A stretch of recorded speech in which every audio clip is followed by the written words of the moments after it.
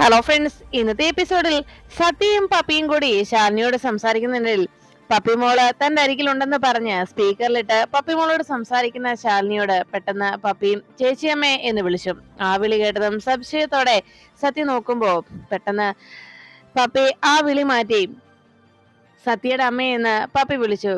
ഞങ്ങൾ ഇന്ന് രണ്ടുപേരും കൂടി ഫുഡ് ഷെയർ ചെയ്താ കഴിച്ചത് എന്ന് പറഞ്ഞപ്പോ അത് കേട്ട ശാലിനി പറഞ്ഞു, നന്നായി, അങ്ങനെ വേണം, നല്ല കുട്ടികളെന്ന് അവരെ രണ്ടുപേരെയും പ്രശംസിച്ചുകൊണ്ട് ശാലിനി സംസാരിച്ചു. അത് കേട്ടപ്പോഴേക്കും പപ്പി പറഞ്ഞു, ഞങ്ങൾ രണ്ടുപേരും ഗുഡ് ഫ്രണ്ട്സ് അല്ലേ, ഞങ്ങൾ രണ്ടുപേരും ബെസ്റ്റ് ഫ്രണ്ട്സ് അല്ലേ, അതുകൊണ്ടാ. ഇനിയിപ്പം അമ്മേ, വേറൊരു കാര്യം കൂടി ഉണ്ട് എന്ന് അതിനിടയിൽ സത്യ കയറി പറഞ്ഞു. അതെ, ഇന്ന് പപ്പിയുടെ ചേച്ചിയമ്മ ഉണ്ടാക്കി കൊടുത്ത ഫുഡാ ഞാൻ കഴിച്ചത്. അത് കഴിച്ചപ്പോ അമ്മ ഉണ്ടാക്കുന്ന അതേ ടേസ്റ്റാ എനിക്ക് തോന്നിയത്. പിന്നെ അമ്മേ, ഇക്കാര്യം പറഞ്ഞ് ശാരദാമ്മയെ വിളിച്ച് അമ്മ വഴക്കൊന്നും പറയണ്ട കേട്ടോ എന്ന് പറഞ്ഞപ്പോ ഇനി എന്നാ അമ്മ വരുന്നത് എന്ന് സത്യ അന്വേഷിച്ചു.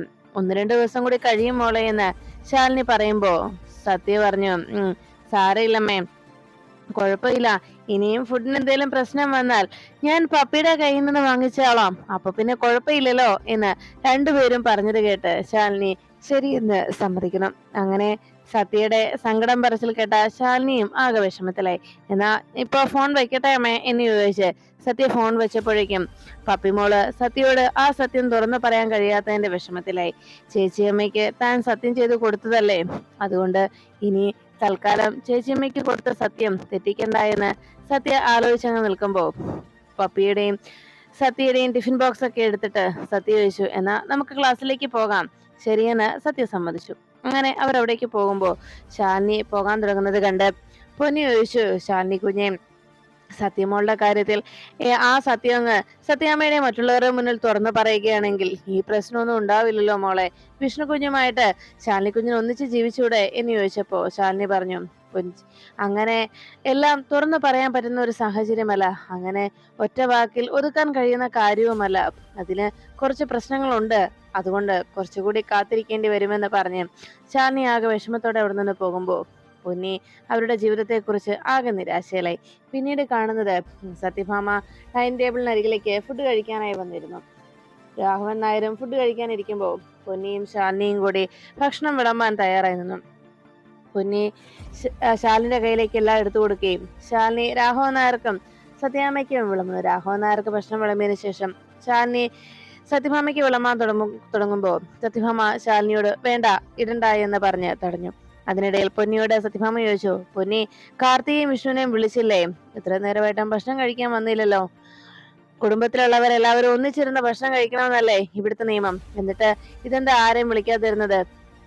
പൊന്നി, ഞാൻ പറഞ്ഞ കേട്ടില്ലേ എന്ന് ചോദിച്ചപ്പോഴേക്കും പൊന്നിയാകെ വിഷമത്തോടെ സത്യാമ്മയെ നോക്കി. അപ്പോഴേക്കും വിഷ്ണു വേഗം ഭക്ഷണം കഴിക്കാനായി അവിടേക്ക് വന്നിരുന്നു. വിഷ്ണു ചേർ വലിച്ച് അവിടേക്ക് ഇരിക്കുന്ന നേരത്ത് വിഷ്ണുവിനോട് സത്യഭാമ ചോദിച്ചു, എടാ, നീ കാർത്തികയെ വിളിച്ചില്ലേ? മോളെ എന്താ ഭക്ഷണം കഴിക്കാൻ വിളിക്കാതിരുന്നത് എന്ന് ചോദിച്ചപ്പോ ശാലിനി വിഷ്ണുവിന്റെ അരികിലേക്ക് ഭക്ഷണം വിളമ്പാനായി പ്ലേറ്റ് കൊണ്ടുവന്ന് വെച്ചു. അപ്പോഴാണ് സത്യഭാമ ചോദിച്ചത്, വിഷ്ണു എവിടെ, കാർത്തിക എവിടെ എന്ന് ചോദിച്ചപ്പോ വിഷ്ണു പറഞ്ഞു, അവള് വരും. എടാ, നീ എന്താ അവളെ വിളിക്കാതിരുന്നത്? അവളാകെ വിഷമിച്ച് റൂമിൽ ഇരിക്കുകയായിരിക്കും, നിനക്ക് വിളിക്കായിരുന്നല്ലോ വിഷ്ണു എന്ന് പറഞ്ഞ് സത്യഭാമ വിഷ്ണുവിനെ ശകാരിക്കുന്നു. വിഷ്ണു ഭക്ഷണമെല്ലാം എടുത്തുകൊണ്ട് അങ്ങനെ ഇരിക്കുമ്പോ വിഷ്ണു കഴിക്കാനായിട്ട് ശാലിനി ഭക്ഷണം വിളമ്പിക്കൊടുത്തു. അപ്പോഴേക്കും സത്യഭാമ പറഞ്ഞു, അതെ, ഈ വീട്ടിലെ ജോലിക്കാരിയൊന്നും അല്ലല്ലോ അവളെ വിളിച്ചിട്ട് വാ എന്ന് പറഞ്ഞ് പൊന്നിയോട് സത്യഭാമ പറഞ്ഞു, പൊന്നി, വേഗം ചെന്ന് നീ കാർത്തിക മോളെ വിളിച്ചിട്ട് വാ. അപ്പോഴേക്കും ഉടനെ തന്നെ രാഘവനാർ പറഞ്ഞു, പൊന്നി, പോകാൻ വരട്ടെ, എനിക്ക് കുടിക്കാൻ ശകലം വെള്ളം എടുത്ത്, ചൂടില്ല വെള്ളത്തിന് എന്ന് പറഞ്ഞു. അപ്പോഴേക്കും ശാലിനി പറഞ്ഞു, അച്ഛനെടുത്ത വെള്ളത്തിന് ചൂടുണ്ട്, അച്ഛന് കുടിക്കാനായിട്ട് തന്ന വെള്ളത്തിന് ചൂടുള്ളതാണ് എന്ന് പറഞ്ഞപ്പോ രാഘവനാർ പറഞ്ഞു, അത്രയും ചൂട് പോരാ, കുറച്ചുകൂടി വേണം, പൊന്നി പോയി വെള്ളം എടുത്തിട്ട് വാ എന്ന് പറഞ്ഞ് രാഘവനാർ സത്യഭാമയെ നോക്കി. എന്റെ കാര്യമാണോ ഇവിടെ നടപ്പിലാവുന്നത്, എനിക്കിവിടെ വിലയുണ്ടോന്നൊന്ന് അറിയണല്ലോ എന്നിങ്ങനെ ആലോചിച്ചപ്പോ രാഘവൻ നായര് നോക്കുന്നത് കണ്ട സത്യഭാമ വേഗം പൊന്നിയെ വിളിച്ചു. പൊന്നി, ഞാൻ പറഞ്ഞത് കേട്ടില്ലേ, പോയി വേഗം വിളിച്ചിട്ട് വാ. അപ്പോഴേക്കും പൊന്നി ശരി സത്യാമ്മ എന്ന് പറഞ്ഞ് വിളിക്കാൻ പോകാൻ തുടങ്ങുമ്പോ രാഘവൻ നായർ പറഞ്ഞു, പൊന്നി, നീ ഇപ്പൊ എങ്ങോട്ടും പോകണ്ട, ഇവിടെ എല്ലായിടത്തും ഓരോരുത്തരെയും ചെന്ന് വിളിച്ച് ഭക്ഷണം കഴിക്കാനായി വിളിച്ചു വരുത്തേണ്ട കാര്യമൊന്നുമില്ലല്ലോ, ഇങ്ങനെ ഓട്ടോ പിടിച്ച് വരേണ്ട സ്ഥലമൊന്നും അല്ലല്ലോ ഈ ഡൈനിങ് ടേബിൾ എന്ന് പറഞ്ഞത്, അതുകൊണ്ട് ഭക്ഷണം വിഷമ വിശക്കുന്നുണ്ടെങ്കിൽ കൃത്യസമയത്ത് വന്ന് ഡൈനിങ് ടേബിളിൽ വന്ന് ഭക്ഷണം കഴിക്കും. ഇവിടെ ഉണ്ടാക്കി വെച്ചിട്ടുണ്ടല്ലോ, കഴിക്കാമല്ലോ എന്ന് പറഞ്ഞു. അല്ലാതെ ഇങ്ങനെ ഓരോരുത്തരെയും ചെന്ന് എതിരേറ്റ് ഇവിടേക്ക് കൊണ്ടുവരേണ്ട കാര്യമില്ല എന്ന് രാഘവൻ നായർ പറയുമ്പോൾ പെട്ടെന്ന് കാർത്തിക അവിടേക്ക് വരുന്നത് കണ്ടു. ഇതാ കാർത്തിക കുഞ്ഞ് വന്നല്ലോ എന്ന് പൊന്നി പറഞ്ഞപ്പോഴേക്കും കാർത്തിക ടേബിളിനരികിലേക്ക് എത്തി. ഉടനെ സത്യഭാമ വളരെ സന്തോഷത്തോടെ മോൾ ഇവിടേക്ക് ഇരിക്കുക എന്ന് പറഞ്ഞു. ശാലിനി അവിടെ നിൽക്കുന്നത് കണ്ട് സത്യഭാമ പറഞ്ഞു, അങ്ങോട്ട് മാറി നിൽക്കടേ എന്ന് ശാലിനിയോട് സത്യഭാമ പറയുന്നു. വിഷ്ണു ഭക്ഷണം കഴിക്കുന്ന നേരത്ത് ശാലിനിയോട് അവിടെ നിന്ന് മാറി നിൽക്കാൻ സത്യഭാമ പറയുന്നത് കേട്ട് വിഷ്ണു ആ കലിയോടെ സത്യഭാമയെ നോക്കി. ശാലിനി പതുക്കെ ഭക്ഷണം വിളമ്പുന്നതിനിടയിൽ അവിടെ നിന്ന് മാറി ഇങ്ങനെ നിൽക്കുമ്പോൾ കാർത്തികയോട് അവിടെ ഇരിക്കാൻ സത്യഭാമ അറിയിച്ചു. കാർത്തിക ചേറ് വലിച്ചവിടേക്ക് ഇരിക്കുമ്പോൾ വിഷ്ണു ആകെ കലിപ്പിൽ നിൽക്കും. അപ്പോഴേക്കും ഉടനെ വിഷ്ണു ശാലിനിയെ വിളിച്ചിട്ട് പറഞ്ഞു, ശാലിനി ദാ ആ കറി ഇങ്ങോട്ട് ഒഴിച്ചേ. അപ്പോഴാണ് പൊന്നിയോട് സത്യഭാമ പറഞ്ഞത്, ദാ പൊന്നി കാർത്തിക മോൾക്ക് വിളമ്പി കൊടുക്കുക എന്ന് പറഞ്ഞ് ഭക്ഷണം വിളമ്പി കൊടുക്കാനായി പ്ലേറ്റ് എടുത്ത് കാർത്തികയുടെ മുന്നിലേക്ക് വെച്ചിട്ട് ഭക്ഷണം വിളമ്പാൻ തുടങ്ങുമ്പോഴേക്കും വിഷ്ണു ഒന്നും മിണ്ടാതെ അങ്ങനെ ഇരിക്കുന്ന നേരത്ത് എന്താണ് നീ ഒന്നും കഴിക്കാത്തെന്ന് ചോദിച്ചു. അപ്പോഴേക്കും അവിടെ ഇരുന്ന കാർത്തികയുടെ മുഖമാകെ വിഷമത്തോടെ ഇരിക്കുന്ന കണ്ട് സത്യഭാമ ചോദിച്ചു, എന്താ മോളുടെ മുഖമാകെ വല്ലാതിരിക്കുന്നത്, എന്തു പറ്റി? അപ്പോഴേക്കും കാർത്തിക പറഞ്ഞു, ചെറിയൊരു തലവേദന സത്യാമേ, വേറെ പ്രശ്നമൊന്നുമില്ല. ടാബ്ലറ്റ് കഴിച്ചില്ലേ എന്ന് ചോദിച്ചിട്ടും കഴിച്ചു സത്യാമേ എന്ന് കാർത്തിക മറുപടി പറഞ്ഞു. പെട്ടെന്ന് വിഷ്ണു ശാലിനി വിളിച്ചു. ശാലിനി ആ കറിയും ഒഴിച്ചേ എന്ന് പറഞ്ഞപ്പോൾ ശാലിനി വേഗം വിഷ്ണുവിന് കറി ഒഴിച്ചു കൊടുക്കാനായി വിഷ്ണുവിന്റെ അരികിലേക്ക് ചെന്നു. വിഷ്ണുവിന് ശാലിനി കറി ഒഴിച്ചു കൊടുക്കുന്നതിനിടയിൽ വലിയ സന്തോഷത്തോടെ വിഷ്ണു ഭക്ഷണം കഴിക്കുമ്പോൾ സത്യഭാമ അത് ഇഷ്ടപ്പെടാതെ നിൽക്കുമ്പോൾ പൊന്നിയോട് സത്യഭാമ പറഞ്ഞു, പൊന്നിയും കാർത്തികയ്ക്ക് ഭക്ഷണം വിളമ്പി കൊടുക്ക്. ഉടനെ രാഘവൻ നായർ പറഞ്ഞു, ആ ശരിയാ, വിളമ്പി കൊടുക്ക്, ചിലപ്പോൾ അതും അറിയത്തില്ലെങ്കിൽ എന്ത് ചെയ്യും എന്ന് പറഞ്ഞപ്പോൾ രാഘവൻ നായരുടെ മറുപടി കേട്ട് സത്യഭാമ പറഞ്ഞു, അതെ, കാർത്തിക മോളെ ഇവിടുത്തെ ജോലിക്കാരിയായി വന്നതല്ല, വിഷ്ണു വിവാഹം കഴിച്ചിവിടേക്ക് കൊണ്ടുവന്നതാണ്. അല്ലാതെ ഞാൻ എവിടുന്നേലും വിളിച്ചോണ്ട് വന്നതുമല്ല. വിഷ്ണു ഇവിടേക്ക് കൂട്ടിക്കൊണ്ടു വന്നതാണ്. നമ്മുടെ മരുമകളായിട്ട്, എൻ്റെ മരുമകളായിട്ട്, ഈ സത്യഭാമയുടെ മരുമകളായിട്ട് മോള് കഴിക്കുക എന്ന് പറഞ്ഞ് കാർത്തികയുടെ ഭക്ഷണം കഴിക്കാൻ പറഞ്ഞപ്പോൾ കാർത്തിക ഭക്ഷണം കഴിക്കുന്നതിനോടൊപ്പം സത്യഭാമയും ഭക്ഷണം കഴിച്ചു തുടങ്ങി. ഈ സമയത്ത് പെട്ടെന്ന് സത്യഭാമയ്ക്ക് ആകെ ഭക്ഷണത്തിൽ എന്തോ കുത്തൽ വന്നതുപോലെ ചുമയ്ക്കുന്നത് കണ്ടതോടെ സത്യഭാമയ്ക്ക് വേഗം ശാലിനി വെള്ളം എടുത്തു കൊടുക്കുന്നു. പൊന്നി അത് കൊടുത്ത് സത്യഭാമ കുടിക്കുന്നതിനിടയിൽ രാഘവൻ നായർ പറഞ്ഞു, ഭാമ ഇങ്ങനെ വലിച്ചു വാരി കഴിക്കരുത്, അതുകൊണ്ടാ. അപ്പോഴേക്കും സത്യഭാമ പറഞ്ഞു, വലിച്ചു വാരി കഴിച്ചൊന്നുമല്ല, ഇതിന് എന്തിനോ കറിക്ക് അല്പം എരിവ് കൂടുതലുണ്ട് അല്ലേടാ വിഷ്ണു എന്ന് ചോദിച്ചതും വിഷ്ണു പറഞ്ഞു, എനിക്കങ്ങനെ തോന്നുന്നില്ല. അപ്പോഴും രാഘവൻ നായർ പറഞ്ഞു, എടാ അങ്ങനെ ഇല്ലെന്ന് തന്നെ തറപ്പിച്ച് പറയടാ, അതാ വേണ്ടത് എന്ന് പറഞ്ഞപ്പോഴേക്കും വിഷ്ണു പറഞ്ഞു, അതെ, അങ്ങനൊന്നും തോന്നുന്നില്ല. ഉടനെ രാഘവൻ നായർ പറഞ്ഞു, അതെ, സത്യം പറയാലോ മോളെ, നീ ഇവിടെ നിന്ന് പോയതിനു ശേഷം ഇത്രയും രുചികരമായിട്ടുള്ള ഭക്ഷണം കഴിക്കുന്നത് ഇന്ന് മാത്രമാണ്. എന്തായാലും എനിക്ക് ഒത്തിരി സന്തോഷമായി. ഈ കറി ഉണ്ടല്ലോ, ഈ പരിപ്പ് കറി, അതാണ് എനിക്ക് ഏറ്റവും കൂടുതൽ ഇഷ്ടപ്പെട്ടത്. കുറച്ചുകൂടി ഇങ്ങ് ഒഴിച്ച മോളെ എന്ന് പറഞ്ഞപ്പോ ശാലിനി പറഞ്ഞു, എല്ലാത്തിനും അത് അതിന്റെ കൂട്ടാണ് കൃത്യമായി വരേണ്ടത്. കൃത്യമായ കൂട്ടുണ്ടായാൽ പിന്നെ രുചികരമായിരിക്കും ഭക്ഷണം. അത് കേട്ട ഉടനെ രാഘവൻ നായർ പറഞ്ഞു, അത് മാത്രമല്ല മോളെ, ഈ ഭക്ഷണം ഉണ്ടാക്കുന്നവരുടെ മനസ്സ് പോലെയാണ് അത് കഴിക്കുന്ന ആളുകളുടെ മനസ്സ് നിറയുക. അതുകൊണ്ട് എന്തായാലും വിവാഹം കഴിച്ച് പെൺകുട്ടികളെ വീട്ടിലേക്ക് പറഞ്ഞയക്കാൻ ശ്രമിക്കുമ്പോൾ മറ്റൊരു വീട്ടിൽ ചെന്ന് നാളെ വെച്ചുണ്ടാക്കേണ്ടതാണ് എന്ന ചിന്താഗതിയിൽ വേണം പെൺകുട്ടികളെ വളർത്താൻ. അതെന്തായാലും ശാരദാമ്മയുടെ കാഴ്ചപ്പാടില്ലെങ്കിൽ ശാരദാമ്മയ്ക്ക് അക്കാര്യത്തിൽ ഒരു വലിയ വിജയം തന്നെയാണ് ഉണ്ടായിരിക്കുന്നത്. അത് മോളുടെ ഈ ഭക്ഷണം കഴിച്ചാൽ അത് മനസ്സിലാക്കാനും കഴിയും. അല്ലേടാ വിഷ്ണു, നീ സത്യസന്ധമായിട്ട് പറ, ഇന്നത്തെ ഈ ഭക്ഷണം നന്നായിട്ടില്ലേ എന്ന് ചോദിച്ചപ്പോഴേക്കും വിഷ്ണു പറഞ്ഞു, അതെ അച്ഛാ, നന്നായിട്ടുണ്ട്. അത് കേട്ടതും ശാലിനി വളരെ സന്തോഷത്തോടെ വിഷ്ണുവിനെ നോക്കി. വിഷ്ണുവിന്റെ ആ പ്രശംസ കേട്ടതോടെ വലിയ സന്തോഷത്തിലായി ശാലിനി. അപ്പോഴേക്കും ഉടനെ രാഘവൻ നായർ ശാലിനിയെ പുകത്തുന്നത് കേട്ട് ഇഷ്ടപ്പെടാതിരുന്ന സത്യഭാമ ഉടനെ രാഘവൻ നായരോട് പറഞ്ഞു, അതെ രാഘവേട്ടൻ പറഞ്ഞു വരുന്നത് എന്താ എന്ന് ചോദിച്ചപ്പോഴേക്കും രാഘവൻ നായർ പറഞ്ഞു, ഇന്നത്തെ കാലത്തെ പെൺകുട്ടികൾ എന്താ എഴുന്നേൽക്കുന്നത് തന്നെ എപ്പോഴാ, എഴുന്നേറ്റ് വന്ന ഉടനെ ബിഡ് കോഫിയും പിടിച്ചുകൊണ്ട് നേരെ റൂമിലേക്ക് ചെല്ലും. വീണ്ടും അവര് ഫോൺ കയ്യിലേക്ക് എടുക്കും. പിന്നെ ആ ഫോൺ നിലത്ത് വെക്കുന്നത് ഉച്ചഭക്ഷണത്തിന്റെ സമയത്താണ്, ടേബിളിനരികിലേക്ക് പോകുമ്പോൾ. അല്ലാത്ത സമയം മുഴുവൻ ആ ഫോണും കുത്തിപ്പിടിച്ചിരിക്കും എന്ന് രാഘവൻ നായർ പറയുമ്പോൾ വിഷ്ണു അത് കാർത്തികയെ കുറിച്ചാണ് രാഘവൻ നായർ പറയുന്നതെന്ന് മനസ്സിലാക്കി. അത് കേട്ട് ഉടനെ കാർത്തിക ആകെ വിഷമത്തോടെ ചാടി എഴുന്നേറ്റു. തന്നെ ഇങ്ങനെ ഇൻസൾട്ട് ചെയ്യുന്നത് കേട്ട് സഹിക്കാനാകാതെ കാർത്തിക എഴുന്നേറ്റ് പോകാൻ തുടങ്ങുമ്പോഴേക്കും ഉടനെ സത്യഭാമ പറഞ്ഞു, മോളെന്താ എണീറ്റ് പോകുന്നത്? അപ്പോഴേക്കും ഉടനെ കാർത്തിക പറഞ്ഞു, അത് പിന്നെ എനിക്ക് തലവേദന എടുക്കുന്നു, അതുകൊണ്ട് ഭക്ഷണം വേണ്ട സത്യാമ്മേ.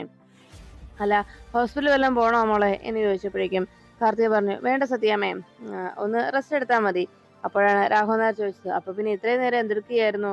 രാഘവൻ നായർ ആ ചോദ്യം കേട്ടതോടെ ഒന്നും മിണ്ടാതെ അവിടുന്ന് കാർത്തിക പോകുമ്പോ സത്യഭാമ ആകെ ദേഷ്യത്തോടെ രാഘവൻ നായരെ നോക്കി. ഉടനെ തന്നെ രാഘവൻ നായര് അത് ചോദിച്ചത് കേട്ട് സത്യഭാമ പറഞ്ഞു, രാഘവേട്ടാ, ഒരു കാര്യം ഞാൻ പറയാം. കാർത്തികയെ ഇവിടേക്ക് വലിഞ്ഞു കയറി വന്ന കൊച്ചല്ല. നമ്മുടെ മകൻ വിവാഹം കഴിച്ച് കൂട്ടിക്കൊണ്ടു വന്നതാണ്. അല്ലാതെ ഞാൻ ഇവിടുന്ന് കൊണ്ടുവന്നതല്ല. അത് മറക്കണ്ട. അവൾക്ക് എന്തെങ്കിലും പോരായ്മകൾ ഉണ്ടെങ്കിൽ അത് നമ്മൾ വേണം നമുക്ക് പറഞ്ഞു കൊടുത്ത് നികത്താൻ. അത് നമ്മുടെ ഉത്തരവാദിത്വമാണ്. നമ്മുടെ മകൻ കൊണ്ടുവന്ന പെൺകുട്ടി, അതുകൊണ്ട് മാത്രം എന്ന് പറഞ്ഞ് മറ്റുള്ളവരെ എല്ലാവരെയും ഇങ്ങനെ പരിഹസിക്കുന്നത് ശരിയല്ല രാഘവേട്ട എന്ന് പറഞ്ഞ് സത്യഭാമ രാഘവൻ നായരുടെ നേരെ ദേഷ്യപ്പെടുന്നു. നമ്മുടെ മകൻ ഇവിടേക്ക് കൂട്ടിക്കൊണ്ടു വന്ന ഈ പെൺകൊച്ചിനെ ഇങ്ങനെ കുറ്റപ്പെടുത്തുന്നത് ശരിയല്ല രാഘവേട്ട. അവൾക്ക് എന്തെങ്കിലും അറിയാൻ മേല എന്നുണ്ടെങ്കിൽ ഞാൻ അതുപോലെ പഠിപ്പിച്ചു കൊടുത്തോളാം എന്ന് പറഞ്ഞ് സത്യഭാമ രാഘവൻ നായരുടെ നാവടപ്പിക്കാനായി നോക്കി. അങ്ങനെ പറഞ്ഞിട്ട് അവിടെ നിന്ന് സത്യഭാമ പോകുമ്പോൾ രാഘവൻ നായർ വിഷ്ണുവിനെയും ശാലിനിയെ നോക്കിയിട്ട് പറഞ്ഞു, മക്കളെ, ഇത്രയും നാളത്തെ എന്റെ അനുഭവം വെച്ച് ഞാൻ പറയുക, മനസ്സിലുള്ളത് തുറന്നു പറയാറെ അടുക്കാൻ ശ്രമിച്ചാൽ അത് കൂടുതൽ അകലത്തിലേക്ക് കൊണ്ടുപോവുകയുള്ളൂ. ഞാൻ ഈ പറഞ്ഞത് മറക്കണ്ട എന്ന് പറഞ്ഞ് രാഘവൻ നായർ അവിടെ നിന്ന് എഴുന്നേറ്റ് പോകുന്നു. അപ്പോഴേക്കും സത്യഭാമയും സത്യഭാമ പറഞ്ഞിട്ട് പോയ കാര്യങ്ങളൊക്കെ വിഷ്ണുവിന്റെയും ശാലിനിയുടെയും മനസ്സിനെയും വല്ലാതെ അലട്ടി. പിന്നീട് കാണുന്നത് പപ്പിമോള് സ്കൂള് വിട്ട് വഴിയിലൂടെ നടന്നു വരുന്ന സമയത്ത് അതിലെ അലക്ഷ്യമായി വന്ന ഒരു കാറ് പപ്പിമോളെ പപ്പിമോള് റോഡിലേക്ക് വീഴുന്ന ആ കരഞ്ഞുകൊണ്ടുള്ള നിലവിളി കേട്ടത് അപ്പുറത്ത് മാറുന്ന ജയശങ്കർ കാണാനിടെ. ഉടനെ ജയശങ്കർ ഓടി വന്ന് പപ്പിമോളെ പിടിച്ചെഴുന്നേൽപ്പിച്ചു. അപ്പോഴേക്കും ആ കാറിലിരുന്ന ഡ്രൈവറുടെ കൂടെ യാത്ര ചെയ്ത ആള് പറഞ്ഞു, അതെ, ഈ സ്കൂള് വിട്ട് വല്ലയിടത്തും നോക്കി നടന്നാലേ ഇങ്ങനെയൊക്കെ സംഭവിക്കും. ഞങ്ങളുടെ കാറിന് കുറുകെ മനഃപൂർവ്വം വന്ന് കയറിയതായി കുട്ടി, എന്നിട്ട് ഞങ്ങളെ കുറ്റം പറയുന്നു നിങ്ങൾ എന്ന് ചോദിച്ചതും ജയശങ്കർ പറഞ്ഞു, നിങ്ങളുടെ മുഖത്തും കണ്ണൊന്നും ഇല്ലായിരുന്നോ? കുട്ടി വരുന്നത് നിങ്ങളും കണ്ടില്ലായിരുന്നോ എന്ന് ചോദിച്ചപ്പോഴേക്കും കാറുകാർ പോയി കഴിഞ്ഞതും പപ്പിമോള് ആകെ വിഷമത്തിൽ കരഞ്ഞുകൊണ്ട് അങ്ങനെ ഇരിക്കുമ്പോ എന്റെ കൈ പൊട്ടി എന്ന് പറഞ്ഞ് പപ്പിമോള് സങ്കടപ്പെട്ടു. അപ്പോഴാണ് പപ്പിമോളെ ജയശങ്കർ ആശ്വസിപ്പിച്ചത്, സാരയില്ല മോളെ, ചെറിയൊരു പൊട്ടലല്ലേ ഉള്ളൂ, നമുക്കിവിടെ അടുത്തുള്ള ഹോസ്പിറ്റലിൽ കൊണ്ടുപോയി മരുന്ന് വെക്കാം, നാളത്തേക്ക് വേദനയൊക്കെ മാറും എന്ന് പറഞ്ഞ് ജയശങ്കർ പപ്പിമോളെ ആശ്വസിപ്പിക്കണം. പിന്നീട് കാണുന്നത് ശാലിനി ഫോണിൽ സംസാരിച്ചുകൊണ്ട് അനുപല്ലവിയോട് സംസാരിച്ചുകൊണ്ടിരിക്കണം. അനുപല്ലവി, എന്തായാലും നമ്മൾ അങ്ങനെ ഉപേക്ഷിക്കാൻ തീരുമാനിച്ചിട്ടില്ല ആ പ്രോജക്റ്റ്. അത് ഏണിംഗ് മെമ്പർ എന്നുള്ള ഈ പ്രോജക്റ്റ്, അങ്ങനെ ഒരു പ്രോജക്റ്റ് നമ്മൾ കൊണ്ടുവന്നത് എന്തിനാണെന്ന് എനിക്കറിയാമല്ലോ.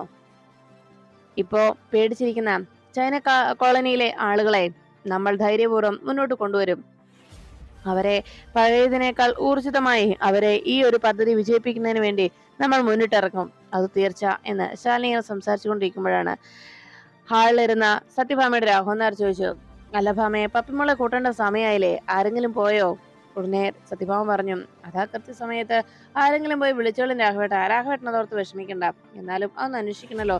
പൊന്നി എന്ന് വിളിച്ചതും പൊന്നി ഉടനെ ടാബ്ലറ്റുമായി മുന്നിലേക്ക് എത്തി. ദാ കൊണ്ടുവരുന്നു സാറേ എന്ന് പറഞ്ഞ് ടാബ്ലറ്റ് കൊണ്ടു കൊടുത്തതും രാഘവൻ നായർ പറഞ്ഞു, ഈ ടാബ്ലറ്റിന് വേണ്ടി അല്ല പൊന്നി ഞാൻ നിന്നെ വിളിച്ചത്.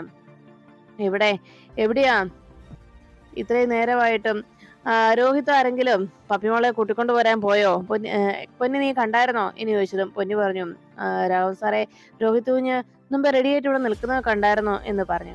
ശരിയെന്ന് പറഞ്ഞ് രാഘവൻ നായർ തലവലിക്കൊണ്ടിരിക്കുമ്പോഴാണ് ശാലിനി ഫോണിൽ സംസാരിച്ചുകൊണ്ടിരിക്കുമ്പോൾ ഒരു ഓട്ടോ മുറ്റത്തേക്ക് വരുന്നത് കണ്ടത്. എന്നാ പിന്നെ വിളിക്കാം അനുപല്ലവി എന്ന് പറഞ്ഞ് ഫോൺ വെച്ച് കഴിയുമ്പോൾ ഓട്ടോയിൽ നിന്ന് ജയശങ്കർ ഇറങ്ങി. പിന്നാലെ പപ്പിമോളെയും ജയശങ്കർ കൂടെ ഇറക്കി.